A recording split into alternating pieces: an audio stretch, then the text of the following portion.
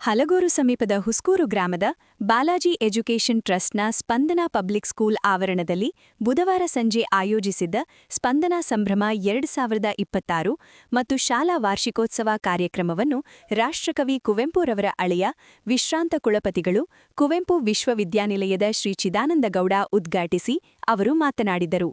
ನಂತರ ಮಾತನಾಡಿದವರು, ನಿಜವಾಗಿಯೂ ನನಗೆ ತುಂಬ ಖುಷಿಯಾಗುತ್ತಿದೆ. ಹಳ್ಳಿಗಾಡಿನಲ್ಲಿ ಉತ್ತಮ ಶಾಲೆ ಇದೆ ಎಂದರೆ ಸ್ಪಂದನಾ ಶಾಲೆ. ಮೊದಲು ಗ್ರಾಮೀಣ ಪ್ರದೇಶಗಳಲ್ಲಿ ಯಾವುದೇ ಇತರ ಶಾಲೆಗಳಿರಲಿಲ್ಲ. ನಾವು ಚಿಕ್ಕಂದಿನಲ್ಲಿ ನಗರ ಪ್ರದೇಶಗಳಲ್ಲಿ ವಿದ್ಯಾಭ್ಯಾಸ ಪಡೆಯಬೇಕಿತ್ತು ಎಂದರು. ಎಲ್ಲರೂ ಕೊಡ್ತಾರೆ, ಆದರೆ ಒಂದು ಹಳ್ಳಿಯಲ್ಲಿ ಒಂದು ಉತ್ತಮವಾದಂತಹ ಶಾಲೆಯನ್ನು ಕಟ್ಟಿ ಹಳ್ಳಿಯ ಮಕ್ಕಳಿಗೆ ಏನು ಒಳ್ಳೆಯ ವಿದ್ಯಾಭ್ಯಾಸ ಕೊಡಬೇಕು ಅಂತ ಶಾಲೆಯನ್ನು ನಡೆಸ್ತಾರೋ ಅವರು ಕೆಲಸ ನಿಜವಾಗಿ ತುಂಬ ಸ್ತುತ್ಯವಾದಂತಹ ಕೆಲಸ. ಅಂತಹ ಈ ನಮ್ಮ ಭಾರತ ದೇಶ ಹಳ್ಳಿಗಳ ದೇಶ, ಅದು ನಗರಗಳಿಗಿಂತ ಹೆಚ್ಚಾಗಿ ಹಳ್ಳಿಗಳ ದೇಶ. ಇಂತಹ ಹಳ್ಳಿಗಳಲ್ಲೇ ಉತ್ತಮ ವಿದ್ಯಾಭ್ಯಾಸವನ್ನು ನೀಡುವಂತಹ ಶಾಲೆಗಳು ಇರಬೇಕು.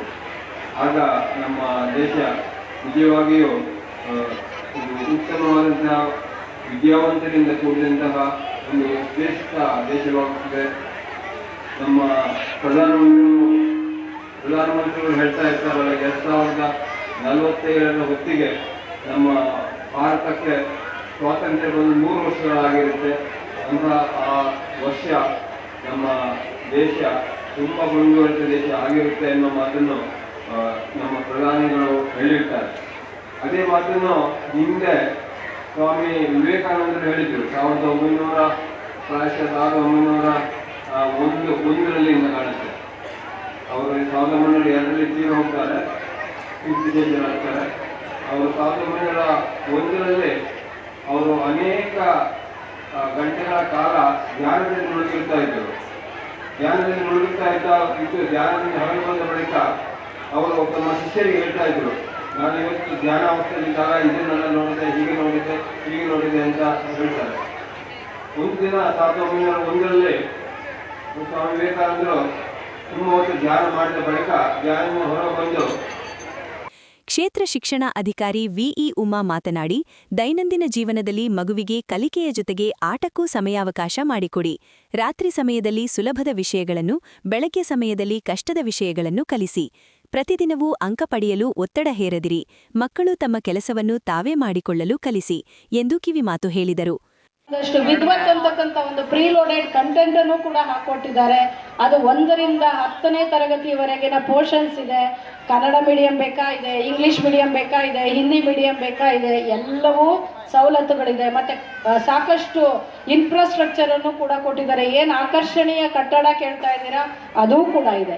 ನಿಮ್ಗೆ ಅಫೋರ್ಡ್ ಮಾಡೋಕ್ಕಾದ್ರೆ ಖಂಡಿತ ನೀವು ಖಾಸಗಿ ಶಾಲೆಗಳಲ್ಲಿ ಹಾಯ್ ಅಂತಕ್ಕಂಥ ವಾತಾವರಣದಲ್ಲಿ ಮಕ್ಕಳನ್ನು ಓದಿಸಿ, ಬೇಡ ಅನ್ನೋದಿಲ್ಲ.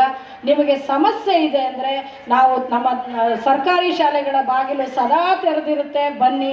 ಕಂಪ್ಲೇಂಟ್ ತಗೊಂಡು ಮಾತ್ರ ಖಂಡಿತ ಬರಬೇಡಿ. ನಾವು ಫೀಸ್ ಕಟ್ಟೋಕ್ಕಾಗಲ್ಲ, ನೋಡಿ ಮೇಡಮ್ ಆ ಹೆಡ್ ಮಾಸ್ಟರ್ ಕೊಡ್ತಿಲ್ಲ, ಅವ್ರು ಕೊಡ್ತಿಲ್ಲ ಅಂತ ನಮಗೆ ಕಂಪ್ಲೇಂಟ್ ತಗೊಂಡು ಅವರನ್ನು ಹೆರಾಸ್ ಮಾಡೋದಕ್ಕೆ ನಮಗಿಷ್ಟ ಇಲ್ಲ. ಪೋಷಕರು ಇದು ಮೊದಲೇ ಡಿಸೈಡ್ ಮಾಡ್ಕೊಳ್ಳಿ. ನಮ್ಮಲ್ಲೂ ಗುಣಮಟ್ಟದ ಶಿಕ್ಷಣ ಕೊಡ್ತಾ ಇದ್ದೀವಿ, ನಿಮ್ಮ ಗಮನ ಸರ್ಕಾರಿ ಶಾಲೆಗಳ ಕಡೆಗೂ ತಿರುಗಲಿ. ಬಾಲಾಜಿ ಎಜುಕೇಷನ್ ಟ್ರಸ್ಟ್ ಕಾರ್ಯದರ್ಶಿಯಾದ ಕೃಷ್ಣಮೂರ್ತಿ ಮಾತನಾಡಿ, ಇಂತಹ ಕಾರ್ಯಕ್ರಮ ನಡೆಯುತ್ತಿರುವುದು ಉತ್ತರ ಮುತ್ತಲಿನ ಗ್ರಾಮಸ್ಥರು ಹಾಗೂ ಪೋಷಕರಿಂದ. ಮಕ್ಕಳ ಸ್ಫೂರ್ತಿಯನ್ನು ಪೋಷಕರು ನೋಡಿದಾಗ ಅವರ ಪ್ರತಿಬಿಂಬೆ ಎದ್ದು ಕಾಣುತ್ತದೆ. ಜಗದ ಕವಿ, ರಾಷ್ಟ್ರಕವಿ ಕುವೆಂಪುರವರ ಅಳಿಯ ಅಲ್ಲದೆ ಸುಮಾರು ಸ್ನೇಹಿತರು, ಸಾಧಕರು ಈ ಕಾರ್ಯಕ್ರಮದಲ್ಲಿ ಪಾಲ್ಗೊಂಡಿರುವುದು ನನಗೆ ಸಂತಸ ತಂದಿದೆ ಎಂದರು. ವರ್ಷಕ್ಕೊಂದು ಬಾರಿಯಾದರೂ ಅವರಿಂದ ಸ್ಫೂರ್ತಿಯನ್ನ ಮಕ್ಕಳು ಪಡೆಯಲಿ ಅಂತಕ್ಕಂಥ ಉದ್ದೇಶದಿಂದ ಈ ಕಾರ್ಯಕ್ರಮವನ್ನು ನಾವು ಆಯೋಜಿಸಿರ್ತೇವೆ. ಹಾಗೂ ಈ ಕಾರ್ಯಕ್ರಮಕ್ಕೆ ಸಾಧಕರು ನಿಜಕ್ಕೂ ಕೂಡ ಈ ವೇದಿಕೆಯನ್ನು ನಾನು ನೋಡೋಕ್ಕೆ ತುಂಬ ಇಷ್ಟ. ಈ ವೇದಿಕೆಯನ್ನು ಯಾವತ್ತೂ ಮರೆಯೋದಿಲ್ಲ. ಯಾಕೆಂದರೆ ಈ ಜಗದ ಕವಿ, ಯುಗದ ಕವಿ, ರಾಷ್ಟ್ರಕವಿ ಅವರ ಮಗಳು ಕೂಡ ಬರಬೇಕಾಗಿತ್ತು. ಅವರು ಆರೋಗ್ಯ ಸಮಸ್ಯೆಯಿಂದ ಅವರಿಗೆ ಬರಲಾಗಿಲ್ಲ. ಆದರೆ ಅವರ ಪತಿಯವರಾದಂಥ ಚಿದಾನಂದಗೌಡರು ಈ ಕಾರ್ಯಕ್ರಮಕ್ಕೆ ಆಗಮಿಸಿದ್ದಾರೆ. ಈ ಒಂದು ಕಾರ್ಯಕ್ರಮ ನಮ್ಮ ಜೀವನ ಉದ್ದಕ್ಕೂ ನೆನಪಿನಲ್ಲಿ ಉಳಿಯುವಂಥ ಕಾರ್ಯಕ್ರಮ. ಹಾಗೆ ಈ ಕಾರ್ಯಕ್ರಮದ ಇನ್ನೊಂದು ಉದ್ದೇಶ ಅಂತಂದರೆ, ಒಂದೇ ವೇದಿಕೆಯಲ್ಲಿ ಡಾಕ್ಟರು, ಇಂಜಿನಿಯರ್, ವಕೀಲರು, ಪೊಲೀಸರು ಎಲ್ಲರೂ ಕೂಡ ಒಂದೇ ವೇದಿಕೆಯಲ್ಲಿದ್ದಾರೆ. ಈ ಒಂದು ಮತ್ತೆ ಯೋಧರಿದ್ದಾರೆ, ಮತ್ತೆ ಎಲ್ಲ ರೀತಿಯಾದಂಥ ಗಣ್ಯರು ನಾವು ಬ್ಯಾಂಕಿಂಗ್ ಸೆಕ್ಟರಲ್ಲಿ ಏನು ಸರ್ವಿಸ್ ಕೊಡ್ಬೋದು ಅನ್ನೋದನ್ನು ತೋರಿಸ್ಕೊಡುವಂಥ ಬ್ಯಾಂಕ್ ಮ್ಯಾನೇಜರ್ ಕೂಡ ಇದ್ದಾರೆ. ಈ ಒಂದು ವೇದಿಕೆ ಅಪರೂಪದ ವೇದಿಕೆ ಅಂತ ನಾನು ತುಂಬ ಇಷ್ಟಪಡ್ತೀನಿ.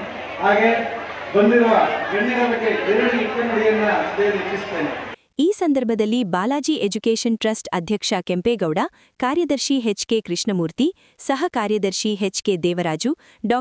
ರಮೇಶ್ ಹನುಮೇಗೌಡ, ಸೈನಿಕ ಬಿ.ಎನ್. ಮಧು, ಸಾಹಿತಿ ಕೃಷ್ಣೇಗೌಡ ಹುಸ್ಕೂರು, ವಕೀಲ ಎಚ್.ಆರ್. ಸುರೇಶ್, ಎಸ್ಬಿಐ ವ್ಯವಸ್ಥಾಪಕ ಪ್ರತಾಪ್, ಇಂಜಿನಿಯರ್ ವೆಂಕಟಪ್ಪ, ಹೊನ್ನೇಗೌಡ, ಶಿವಲಿಂಗೇಗೌಡ, ಯೂರೋಕಿಡ್ಸ್ ರಾಜೇಶ್, ಮುಖ್ಯ ಶಿಕ್ಷಕಿ ಕಮಲಾ ಸೇರಿದಂತೆ ಹಲವರು ಭಾಗವಹಿಸಿದ್ದರು.